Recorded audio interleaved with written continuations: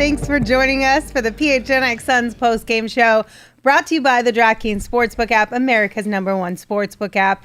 Don't forget to subscribe wherever you get your podcasts and leave us a 5-star review.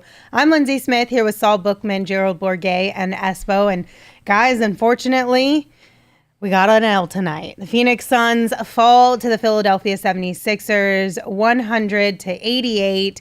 This game was not the move. No. Go ahead. At least we can agree on that. Yeah. I mean, we always hated Mondays. This is just another reason to. This is true. That was the most Monday of Monday games. He scored 88 points in a regulation NBA game, and it's not like 1999. Okay, Garfields. Jeez, Mondays that much. I mean, it was not pretty. No. Mm-hmm. You love Mondays? I don't mind Mondays. I work in my dream job. Why would I hate Mondays? Oh, that's nice. And I work with some people I like. You can figure out who. But look, to me, this comes down to offense was completely out of rhythm. Mm-hmm. You've lost a starter. That's going to be part of it. When Torrey Craig hits the first shot of the game and doesn't make another one, that's problematic, right? And that was not something we'd see with Cam Johnson. And then we'll get into it, but and a couple other injuries happen along the way, and that's going to happen on a night like this. I mean, it wasn't pretty, but I'm not going to freak out about how bad it looked on a Monday. My biggest concern is, and you mentioned this, the injury thing, is we already knew that this team needed a third guard in case Campaign disappeared or in case there was injury. We knew that they needed a little bit of depth at the 4, and now we're dealing with Cam Johnson's injury. And, you know, based on what happens with some of these guys moving forward, like, that depth is going to be even worse than it already was. So yeah, I'm not panicking. They're still 7-3. This is still a very good regular season team, but like, you're looking around and, you know, Campaign played well off the bench tonight, but who's going to back him up if Chris Paul is out for a while? Look, I've said this since the offseason. This season's going to determine how great James Jones is. Mm-hmm. You're going to have to make moves. We knew they were going to have to one way or another. Now it just expedites it. And you've got to figure it out. And that it's right in front of him. He knows that he's going to have to do it now. There's no way he can get around it. So prove what you got. You know, I'm going to go this way, and I'm going to go positive. Mm-hmm. For the second time tonight? Yeah, the first time wasn't, though. We had a pregame silver lining and a postgame silver lining. If Devin Booker wants to win the MVP, right now is his opportunity to do it.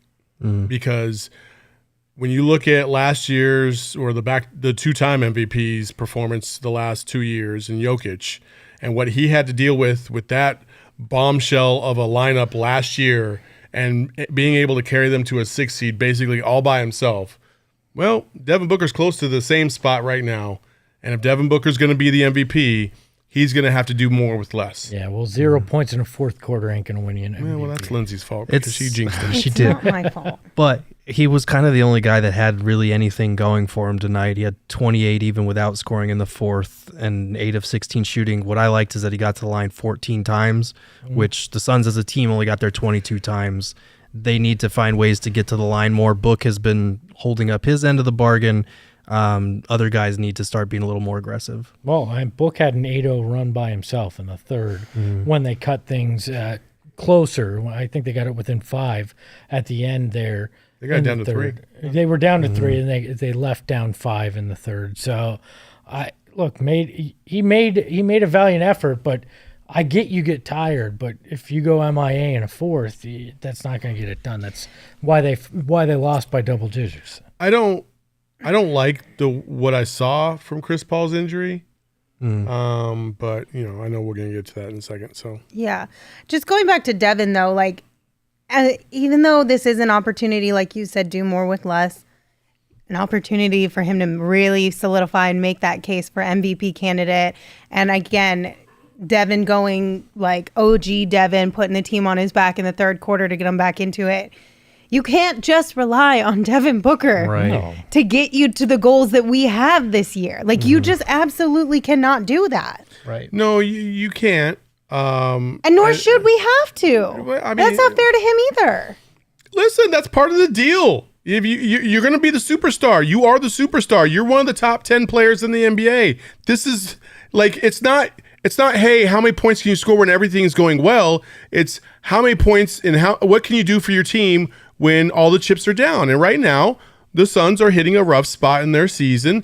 A lot of injuries going on, things that he can't control. But what he can control is his performance. He did fine through 3 quarters tonight. He wasn't terrible by any stretch of the imagination. That's not what I'm saying. What I'm saying is, here's an opportunity.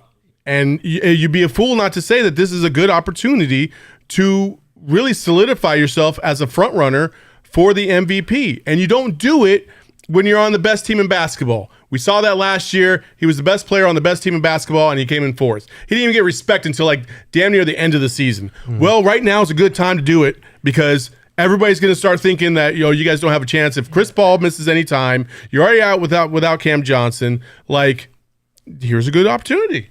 Take advantage of it. But you bring up, you look at the guy who won back-to-back MVPs. Yeah, they also didn't do crap in the playoffs, were 6 seeds, and the reason he won it was just because he carried him. I don't care if Devin Booker, carries a team in a regular season. I need to see him do it in the postseason. But we're not there yet. I know. I get what you're saying. His opportunity to show up and show out is right now in terms of it, but I want to see him win some games on the court with that. And Jokic did enough to get that team a 6 seed. If Booker wants to win MVP, he's going to have him as a top 4 seed, even with injuries, I think. Right. He's not going to get that glow without it. Right. And I think that's the thing, the confusion that we're having here is I think tonight, yes, that would have been a prime opportunity for Booker to take over, but the fact that he wasn't able to do that playing 43 minutes, I think speaks more to Lindsey's point about that is an opportunity if you want to cement yourself as an MVP runner, but not doing it it doesn't mean he had a bad performance. No. Okay, this is where we're getting confused at. I'm not talking about like just this game. I'm talking about because of what's happening right now with this team. Right. The road ahead is going to be a little bit more difficult than it was previously. Here's an opportunity for him. I thought I was pretty clear on that. Like, here's the opportunity, like forward tense. No, I get that. And I agree with you that, yes, there is an opportunity for Devin, and I hope he takes hold of it and proves everyone wrong who is doubting his abilities in that area. What I'm saying is I don't think that it is. I guess I'm just concerned that at some point in time, how far back are we going to slide? Like, I don't want to get to the point where we have Devin Booker wasted prime abilities with a team that isn't contributing the way that they should be contributing when they have a guy like Devin on their team, right? Like Landry Shamet, a big old goose egg. Like Damian Lee and Campaign did okay tonight scoring-wise. They had 10 and 14 respectively, but they didn't really start showing up until later in the game. Like, I just want somebody else around Devin who is at least consistent like him. Maybe not in their abilities, but consistent, right? If we know we're going to get a solid 8 to 10 points out of this person every single night, I will take your consistent 8 points versus maybe 13 here, maybe 3 there. I think I don't know. I'm just frustrated. With the roster the way it's currently constructed, I think you may be waiting a while for that. Where they are with injuries, like DA right now is still dealing with an ankle. We saw an ankle injury. We saw him tweak it again tonight. Like, he's not at full strength. I think it's part of why he's getting so many fouls right now as well, because he isn't at his full athleticism like he usually is. So consistency is going to be tough right now with what's going on with the roster. Again, there's chatter. I did not say at any point in time that the Suns lost because of Devin Booker. No, right. No, I just want to make sure we're clear on that, people. Yeah, nobody's saying he that. had nothing to do with the loss tonight. I promise you, I think that. I'm just talking about the road forward. If we're speaking specifically about this game, if you want to know why they lost, look at the 6 of 18 shooting from 3. Look at the fact that, until the final minutes of the fourth quarter, Mikal Bridges was under 10 points. Look at Deandre Ayton being in foul trouble again, which is something we've seen multiple times early in this season. And we mentioned it in the pregame show. He's talked about how he is bringing this playoff intensity and he's trying to get refs to adjust to his physicality, not the other way around. You might need to reverse course on that because like, I don't know if the long-term benefits of getting refs to adjust to you is worth it if you're in foul trouble every night. Like, this team, especially if Chris Paul is going to miss some time moving forward, and with Cam Johnson out for the foreseeable future, you need DA and you need Mikal Bridges to step up and be more assertive offensive pieces. You just do. Well, I think you brought up, you hit on exactly what the problem was tonight. The 6 of 19 from 3. Mm-hmm. When you go 6 of 19 and your opponent hits 12 of them, and shoots a higher percentage from out there, that's a difference right there. Mm-hmm. It's just those shots right there alone. They can't be a team that just doesn't succeed from beyond the arc. And again, this is a problem that we had said in the offseason. We said they've got Cam and they've got Booker, guys that can hit the 3, and everybody else is questionable at best there. Well, it's rearing its ugly head as well. You're not going to – 3's worth more than 2. I mean, it's the base the base level of current basketball, and the Suns just aren't playing that way right now. Mm-hmm. Yep, -6 in made threes, -14 in three-point attempts, and -9 in free throws. They're just fighting an uphill battle against math when they play like that. Like, it's not going to work. Yeah, when you're fighting against math, usually it's not good. It's a lost cause. You're going to have a bad time. It's not a good sign. We do have a few super chats. Colin, thank you for your super chat. Said, trade machine Monday? Not tonight. Colin, you're going to have to wait till trade machine Tuesday. We will dive into that tomorrow. Mm-hmm. So make sure you meet us back here at 3 p.m. tomorrow. And then HM, thank you for your super chat. They said, imagine Cam in our lineup, ... Oh, yeah. Yes. So Cam is officially out until further notice with that torn meniscus in his right knee, but he's not the only one that's hurt on this Suns team. Chris Paul left the game midway through the second quarter and did not return due to right heel soreness. Mm-hmm. Do we want to bring up the play so we can take a look at it? Because a lot of people were a little confused about what happened. You see him fighting around the screen there, and he kind of stumbles, and it looks like he might have hit his heel on the Sixers guy's foot or the ground. I can't tell. There was another angle that showed it from the backside, and it looks like his foot comes down on the opposite side of the defender's foot, and it kind of turns as he tries to get past it. So it's odd that it's the heel though on something like that. You don't typically see that. But again, I should know. Once you get up there in age, weird shit starts happening to your body.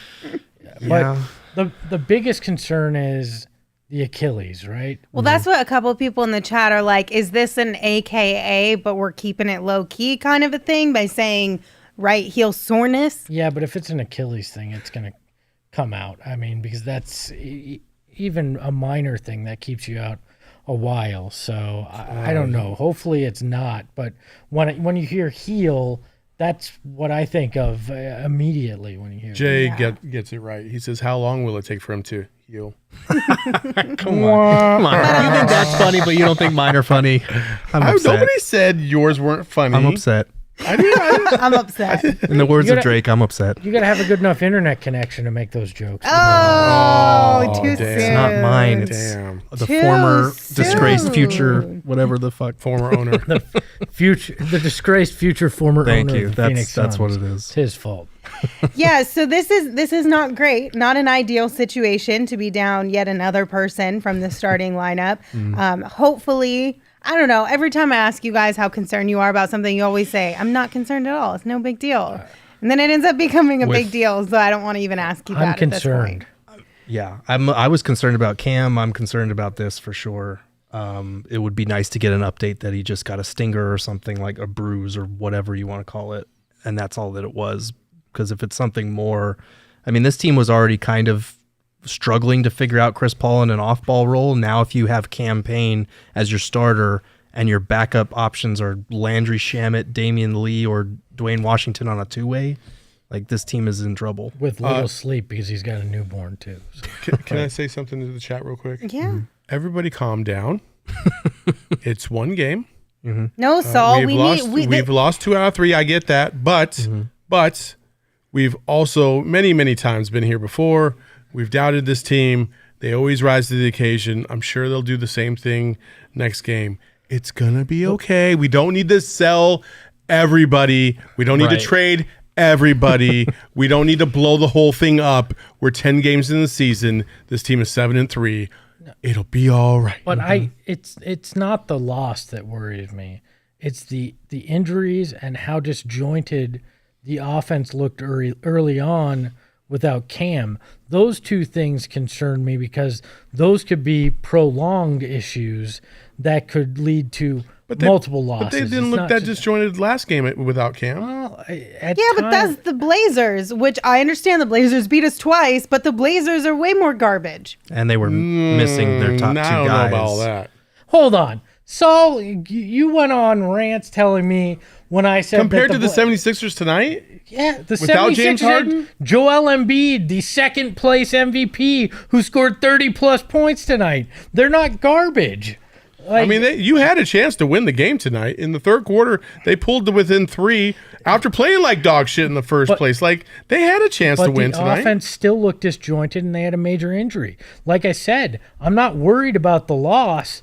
I'm worried about how this looks long-term and the lack of depth that you now Do you want me to have say at what key I'm really positions. thinking? Yeah, please I think the offense looked disjointed, and it looked like ass in the first quarter because of Chris Paul. I think. So you think this could be a good thing if Chris Paul? I did not say that. Because I'm just saying that they look like boo-boo in the first quarter, and Chris Paul didn't know what he needed to do out there because of the length of the 76ers was really giving him a problem. And then he got hurt, and then he was out. And I think part of it is, again, how he's being used. Like, because of Chris Paul, because of how he's being used, it's synonymous at this point because he's had a hard time figuring out when to pick his spots, when to shoot, when to attack. Like, there were a couple of possessions where he was just kind of in the corner and didn't even touch the ball. And so this is the long-term thinking as far as getting other guys looks, but it is going to be a struggle some nights. Tonight was definitely that type of night as far as the offensive flow. And to your point, like, the Suns won by a lot against the Blazers in their last game. Their offense, they barely cracked 100. So, like, the offense without Cam Johnson is not going to be the monster that it was early on. You lose all floor spacing because, like we've talked about, there's nobody you have to stay honest on from 3. And I'm sorry, Saul, if this is any extended period of time, you're going to get to see life without Chris Paul, and I don't think you're going to like it particularly much because we lived through this when you had no point guard. And no slight on Campaign, but Campaign is not a point guard. He's a shooting guard masquerading as a point guard in my mind. It's going to be rough. The Suns literally have Chris Paul out there masquerading as a shooting guard. I mean, like, it goes both ways, right? Like, Chris Paul will give you 11 assists, but he'll give you dick on the freaking offensive scoring side. This isn't Chris Paul of last year. Hell, it's not even Chris Paul of the beginning of the playoffs last year. This is a different Chris Paul, and I think I understand. Like, hey, we've gotten to this point, and he's played. He's been serviceable. I'm not even gonna say he's been elite. Again, I just think, like, Chris Paul, it's just hard to. We've been down this road before because we've seen, like, Chris Paul will have like 4 or 5 awful games, and then all of a sudden he'll have like 15 amazing games in a row. And I think that's what everybody thinks is about to happen. And then he gets hurt. And I don't know. I honestly, I don't know how to really. I'm not going to say Chris Paul is washed because I'm not ready to get there yet. I've been hard on Chris Paul because I think shooting wise, he leaves a lot to be desired right now. I don't know what to expect from Chris Paul. And what I'm seeing so far through 10 games, minus this one, so 9, is that he's still a good passer, still a good facilitator, can still make, he still makes the right play, but he's not the playmaker he once was, nor the scorer he once was. You won't call him washed, but you got the soap out of the cabinet, and you're ready for that to say it. And look, I don't think that he's going to be the guy he was last year. But I think this offense is going to be significantly worse without Chris Paul in the lineup and around, all right? That's what I'm saying. Right. I'm not saying he's going to put the Superman cape on and save everything offensively somehow, but things will be worse without Chris Paul running a point. The one thing that I noticed last week when I kind of dove into how the whole off-ball Chris Paul thing is going so far is when I looked at the numbers, he's taking a significantly higher percentage of his shots from 3 and about half of them are catch and shoot, about half of them are off the dribble. His mid-range shot is still pretty good. It's still around, mid 40s, which is really good for a mid-range jump shooter. So he's still got that ability. I think for him, it's about finding the right balance of taking his foot off the gas, but he's taking it a little too far. And I think if he can be healthy, he'll be able to create some of his offense in a way that we haven't really seen much to start the season. Because when he has done that, he looks like he can still do it.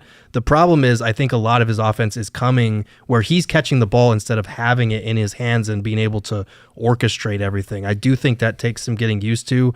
And especially like we talked about, his 3-point release is a lot slower now. Yeah, it is. So guys are closing out on him quicker and he's not taking those shots.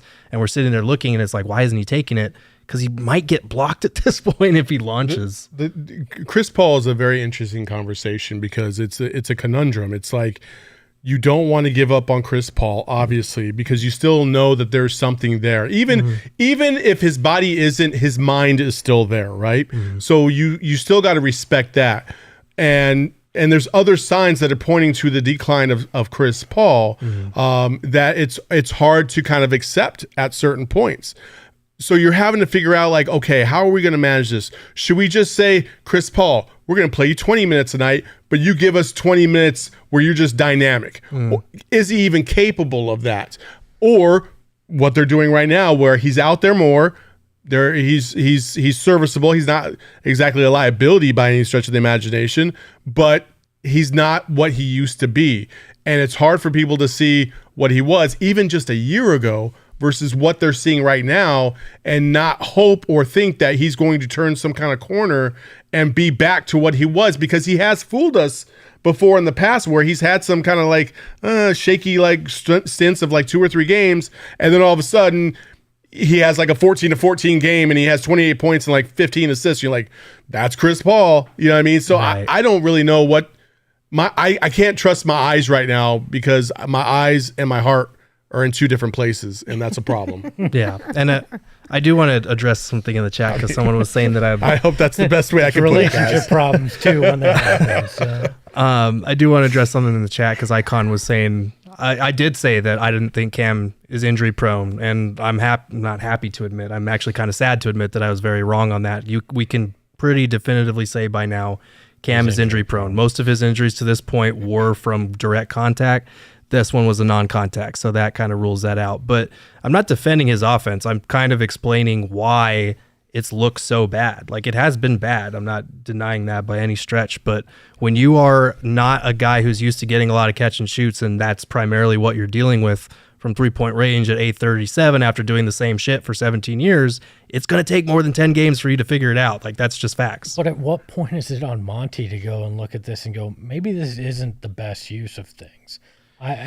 Maybe I'm putting a guy in a position that he's not going to succeed in as much as I want him to, and look at that and decide that he has to make a change. But also the problem here is that when you look at it and you go, Chris Paul just isn't playing well, and we all sat here and said we're okay sacrificing some regular season wins, right? Mm-hmm. We're okay with Chris Paul playing less minutes if it means he's good for the postseason. Well, we're seeing some of this now, and it's causing concern too. But it's not the same. It's like you're not just cutting back minutes from Chris Paul. It's you're trying to cut back minutes from Chris Paul, and honestly, like, his minutes are still no different really than they were last year. But it's the way they're using him. And yeah, it's the way they're using him, sure. But you're also not seeing. You're not seeing any like flash that tells you like, oh yeah, we're gonna be okay. Like, again, the thing has always been about getting to the playoffs. Well, we're already kind of sputtering here a little bit, trying to figure out how this is gonna work. And I'm sure. Listen, again, this team is usually pretty good at making sure that they're prepared for every single game, no matter injury or what. And I think they're going to be okay. Again, Chris Paul is just a conundrum. But I also want to say this. Lindsey. What? You've been watching Chris Paul for the last 3 years just like us. What do you think? What are you seeing from him? Because honestly, like, I can hear from these guys and from myself, but you'll be watching these games just right along with us, and I feel like you have a different idea of what's going on with Chris Paul, and I want to hear it. I don't know if really this quiet. is something that you're setting me up for, or if you're just like, hey, you This haven't is an talked ad in read 10 that's coming minutes. up. No. What's going on? No, I really want to know what Lindsey thinks about Chris Paul. No, I don't think Chris Paul's washed just yet. Like, I'm not ready to go there. I think pending any bad injury that came from tonight, so we're just pretending that it was just like a little kind of hurt. Let's just err on the side of safety. I think it's just going to take him some time to figure out his new role. I think it's also like not only just because he's not a guy who has played in positions where he's been a catch and shoot guy for a long time, right? And then in addition to that, imagine how the mental toll of having to completely change the type of game that you play, the way you contribute to your team after that many years in the league. Like, I know Chris Paul is mentally strong and mentally stable, but even that, like, he knows he's at the end. Like, no matter how good you are at your craft, no matter how mentally strong you are, when you start realizing the point of no return where it's about to be over for you, that's got to be tough. And he's trying to balance that as well as be a plus for his team and not detract from his team in any way, figure out a new role. I think honestly, maybe this is for the first time in his career in a really long time outside of being a rookie. This might be the one time where he's really feeling it a challenge. And I think he's spoken to that too. You can hear it in his voice when we ask questions about him playing off the ball, and he's like, we're building.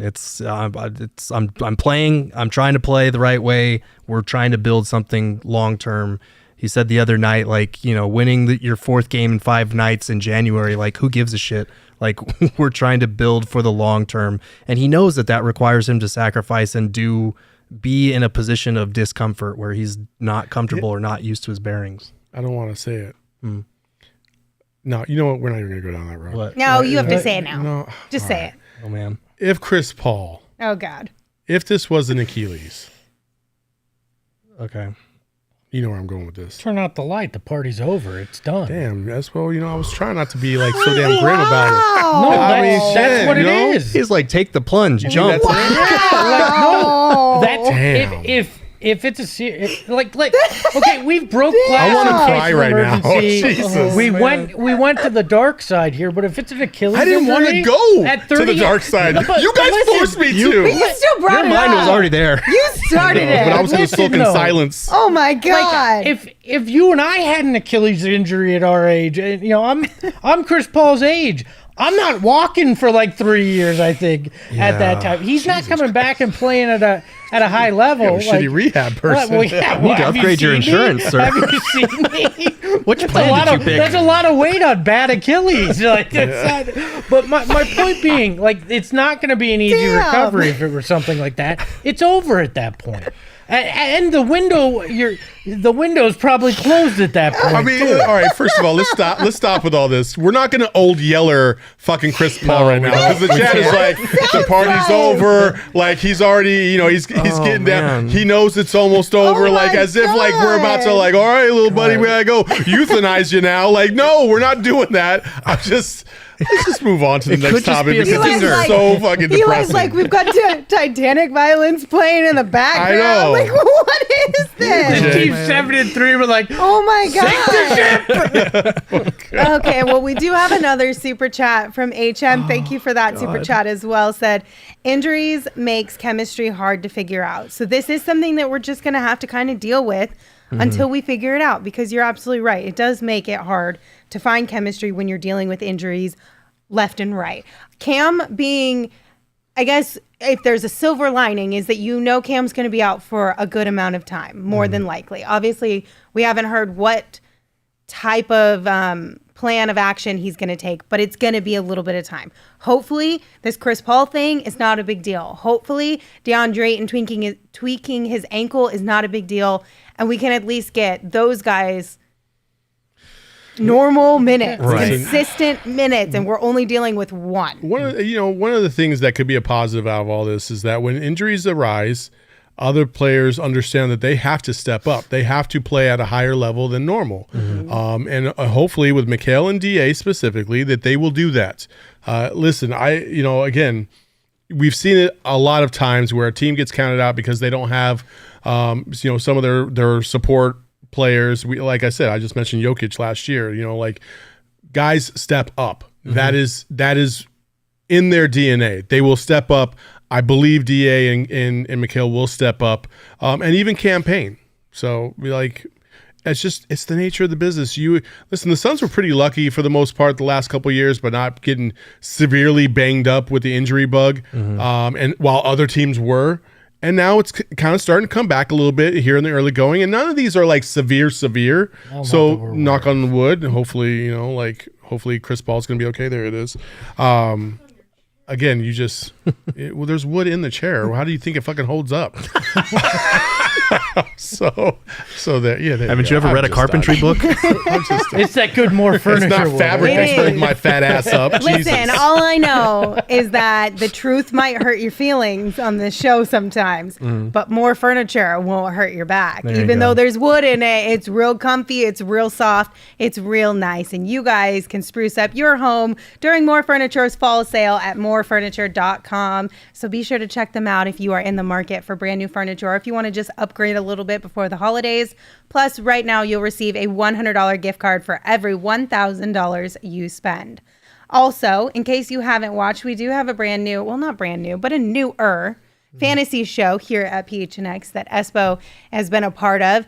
And one great place where you can take all of that advice and put it into action is Underdog Fantasy. It's literally the best way to play fantasy sports and potentially win big money at the same time. Did you not trust me? I knew we were going. Well, because I threw a curveball, so I wasn't totally sure. I heard my cue. No, look, if you played the pick'em tonight, you should have hit lower on everything Suns, and you would have been a rich person. Yes. But no, I love the pick'em on Underdog. I love the live fantasy drafts that you can do with friends, even single game. We could have picked the 76ers Suns game tonight, and the four of us could have drafted, 4 different players from each team and gone head to head in it. I love the ability to do it. So it's fun. It's a lot of fun.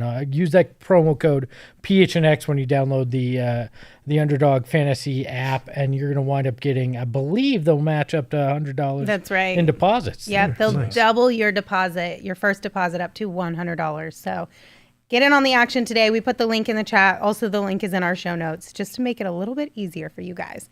Okay, so Brian brought up a really good point in the chat. Usually we do King of the Game towards the top of the show. But he said, as a reminder, per the rules that we all had agreed upon, except for Gerald because he wasn't here, right?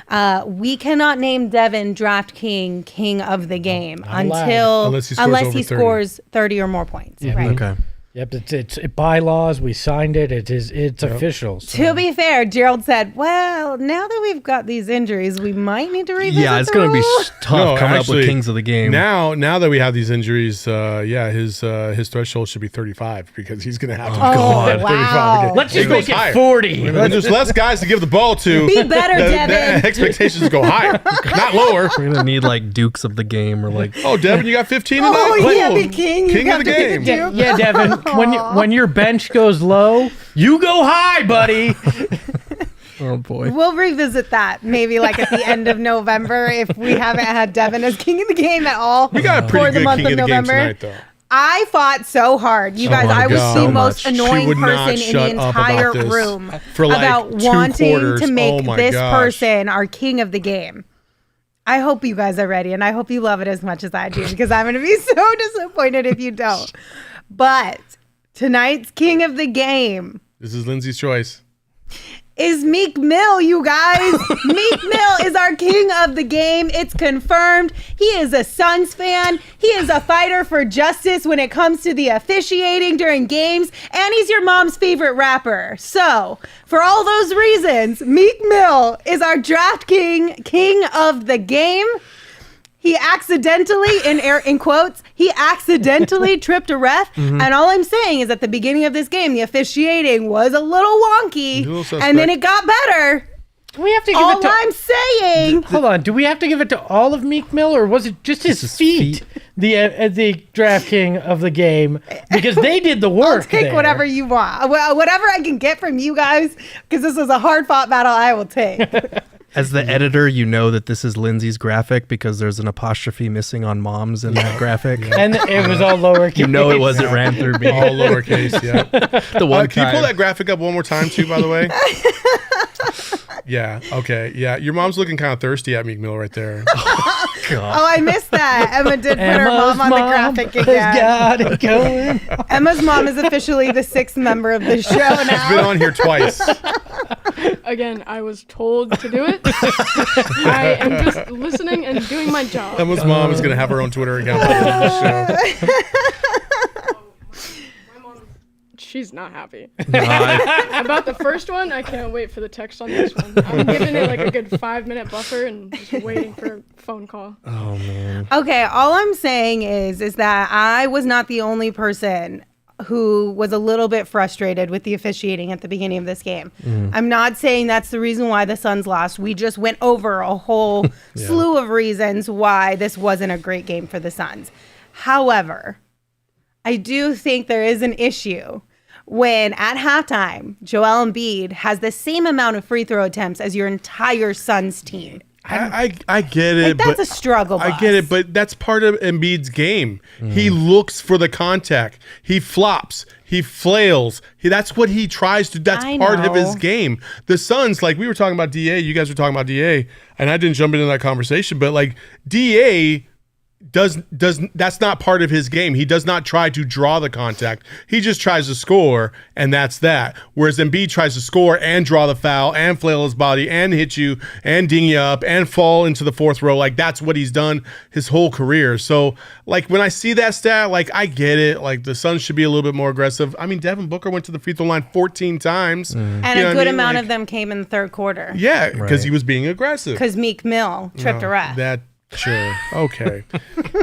Look, I don't think it's a ref problem. It's a Suns problem, and it's been a Suns problem for the last few years. They don't get to the free This throw isn't the line. only game that's No, happened. no, obviously. no, I know. no, yeah. You know, so like Dale Gray, calm down, calling me saying bull crap. Those are bogus calls. Come on, so lame. Yeah, every flopper in the NBA gets bogus calls. Right. Joel Embiid is really tough to officiate. He gets to the line third most in the NBA behind Giannis, who is a human wrecking ball, and Luka, who we know does a lot of the same stuff as far as baiting. Like, these guys are hard to officiate for that reason.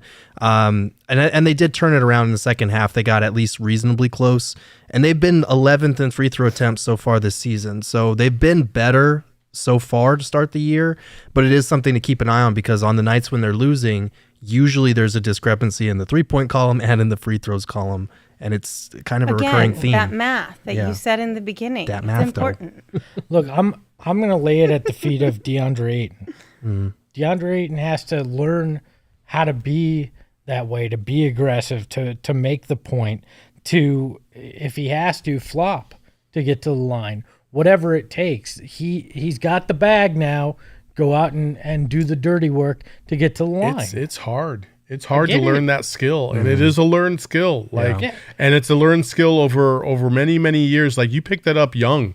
It's not something that you just listen. DA's DA right now. Like it's going to be almost impossible unless you're looking 5 years down the road for him to add that to his game and not make it look forced. Right. And I don't accept that. If you got the bag, you got the say no. I bag. don't accept that. I just don't. It's still a reality. If it takes 5 years, the guy doesn't get the game. No. Can that be like no, the slogan for I this don't year? accept that. I don't No. accept that. I do not. I'm throwing my challenge flag and I'm calling The bullshit. night before the vote, and you give don't me- accept this. give me- Come on, man. No, don't set a I precedent. didn't say anything about a No. recount. I Don't go refuse to there. accept that. Get if it takes working 24 hours a day for the next 2 months with Mark West the whole time, teaching him how to. Mark West was the ultimate flopper. Mark West got free throws like crazy. Yes, out but he didn't there. flop to get them. I don't care what he has to In the teach. NBA, TA, you would get teach him. punched in the face and get a foul. Like that's how it was back in the Like, 80s and 90s. My whole point is, Get out there and figure out how to get to the free throw line. I don't accept You that. got the bag. You're a max player now. Do the dirty work. I will say, in his defense, a lot of his looks around the basket are uncontested because they're either served up so nicely or guys are late getting back to him and they're like, that's an automatic 2 points. There's no point in challenging it. I see that a lot with DA because he is so automatic once he catches the ball in that area. But to your point, yes, he does need to, like, one thing that we've been talking about is even a simple pump fake would help him sometimes. Yes. I Pump agree fake, lean into the guy, that would help get you there 2 to 4 times I a want night. to see. I want to see DA in the offseason practice the flopping. I gotta The rip see through. this. Let's do it. Like, just DA, I'm gonna push you and you fly. You want to be You good just as fucking Luca? Go out there and flop, buddy. All Oh right. my God. Who can we hire that's retired that was really good at that and bring it in? Bring him Manu in as a Ginobili. coach. Let's go. Come in and teach go. Deandre Come Ayton how to on. flop. Come through, my Shit, guy. We just- need you. We need just your ask help his here. own teammate, Chris Paul, to teach him the rip through. That's 2 free throws right there. No, we don't need DA bringing the ball low. No. We've seen that. But honestly, like, Brittany Price kind of makes a good point too. Like, we're here panicking a little bit. We're kind of freaking out. The Warriors are down by 12 to the Kings at halftime, and they have lost to Orlando. They've lost to Detroit. Like, they've had a horrible stretch. Does anybody think that they won't at some point figure this all out and be at least a playoff contender? I think everybody feels like that. Even right now, how bad they're playing. Yeah. Like, it's going to be fine. Yeah, but are the vibes bad there? I mean, you got to ask. Clearly, Vibe check. They're Clearly. they're 3 and They 7. really- They're not they clearly great. they're at least a little bit off. You know what makes you feel better about the vibes? What's that? Is if you look at your ring. I mean, Yeah, that's true. I think tonight they just want to see that laser in Sacramento. So, all do. Oh, I mean, is that the? not We gonna all lie. do. Is this the first time we're going I to get a think it would laser be show the in first time. Sacramento? I Laser think so show. if they Oh win. my so. God, fantastic. know what Real this is. quick, we named the DraftKings King of the Game, but we didn't tell you about the DraftKings Sportsbook app and the great stuff happening over there. So right now, new customers can make any $5 NBA moneyline bet when you sign up using the promo code PHNX and get $200 in free bets if your team wins. It is that simple. The DraftKings Sportsbook app is a great place to have on your phone, a great app to have on your phone while you're watching sports because you put a little bit of money on the game, makes things so much more fun. And right now, all users of the DraftKings Sportsbook app can also boost your winnings up to 100% with their stepped up same game parlays. It's a heck of a lot of fun. We highly recommend it. And it's really simple. Just download the DraftKings Sportsbook app, use promo code PHNX. Just a reminder though, minimum age and eligibility restrictions apply. See show notes for details. Also, if you're new to sports betting, don't take my advice, but we do have a bet show with people who know what they're talking about here at PHNX, and they can help you along on your journey on the DraftKings Sportsbook app and maybe win you a whole bunch of money too. Maybe. But no guarantees. We do have an update real quick from postgame from Dwayne Rankin, Okay. who is traveling on the road, obviously.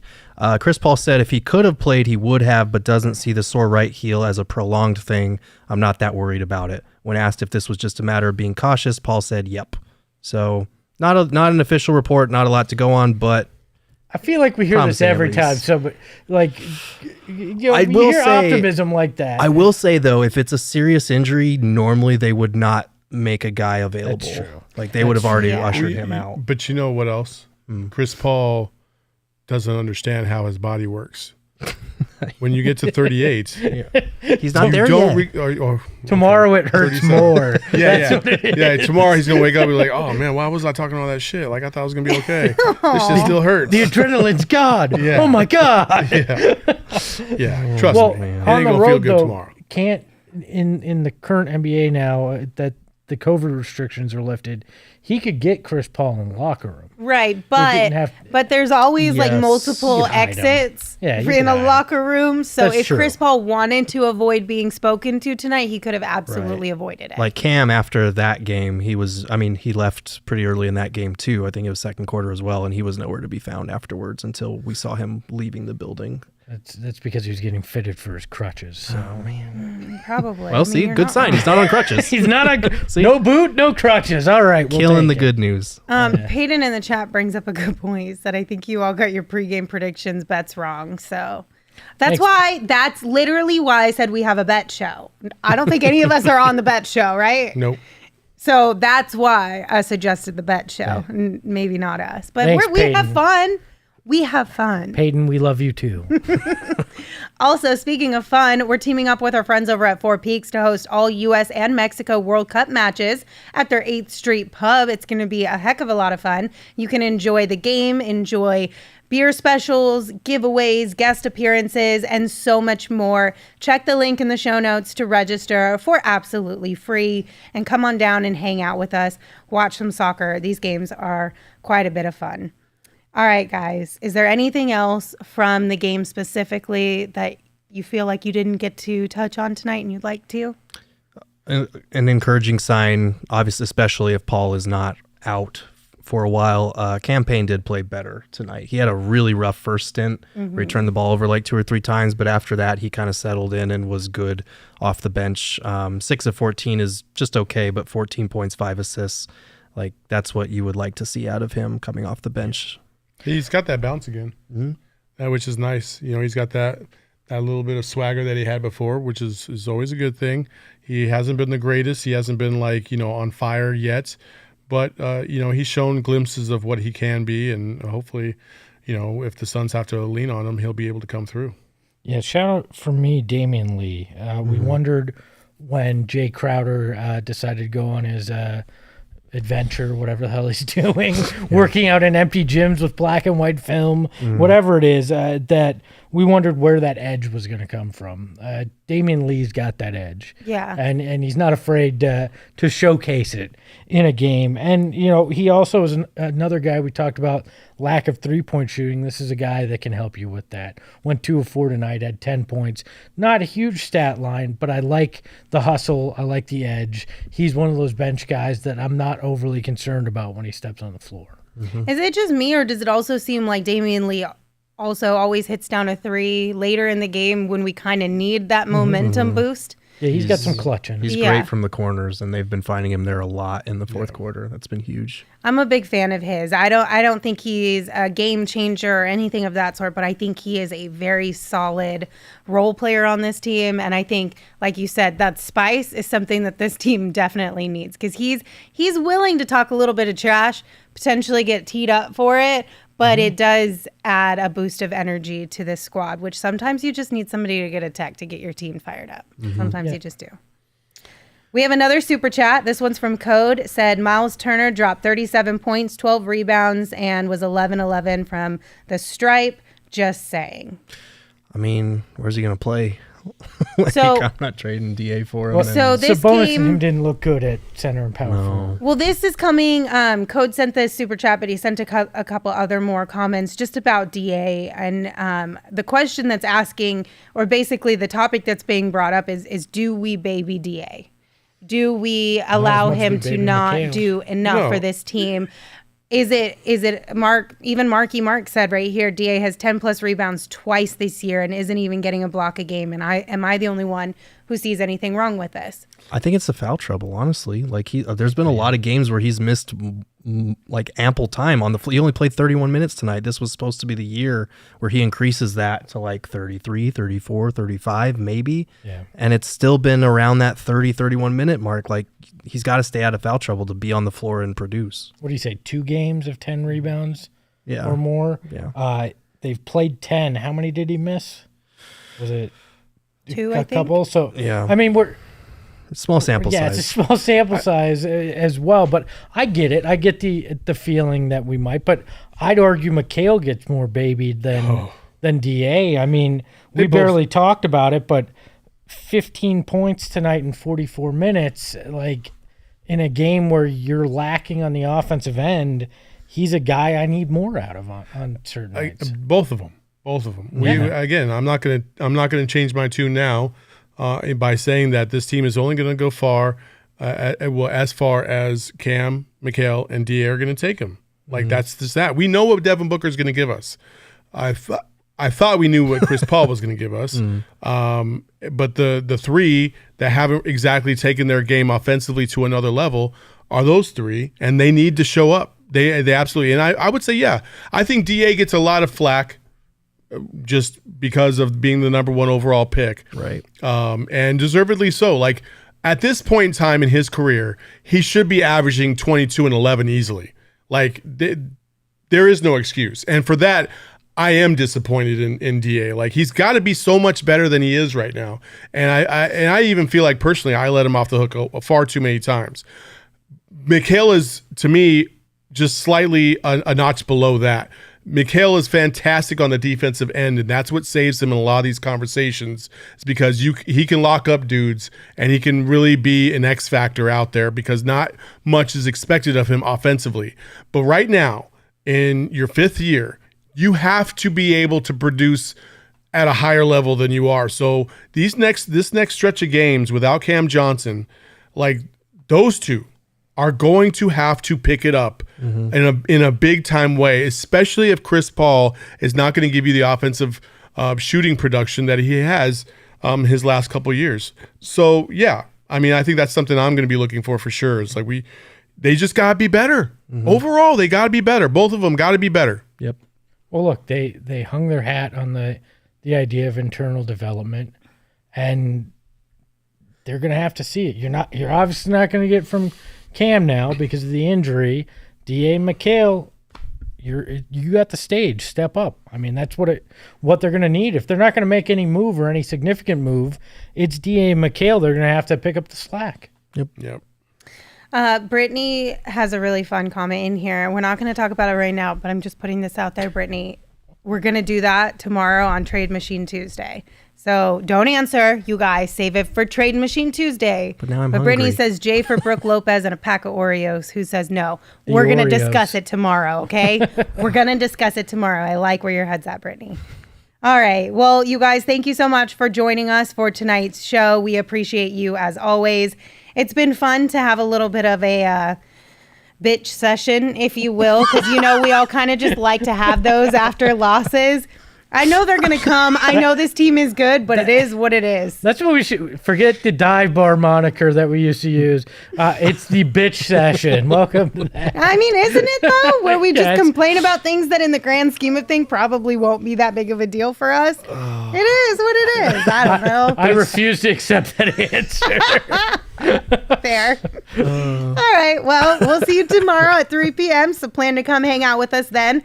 Until then, you can follow me on Twitter at Lindsey Smith AZ. You can follow Saul at Saul_Bookman. You can follow Gerald at Gerald Bourguet. And of course, you can follow Espo at Espo. Espo, take us home. At Sons, I saw that tweet. And my lawyers are going to be calling you. Ahoy, hoy. Tell the Phoenix Metro, Megas in control and he ain't never gonna let go. PHNX though, Lindsey, Gerald, Espo. Saul pass the ball, we here to turn up the tempo. Got to understand me, I'll always rep the family. Rally in the valley like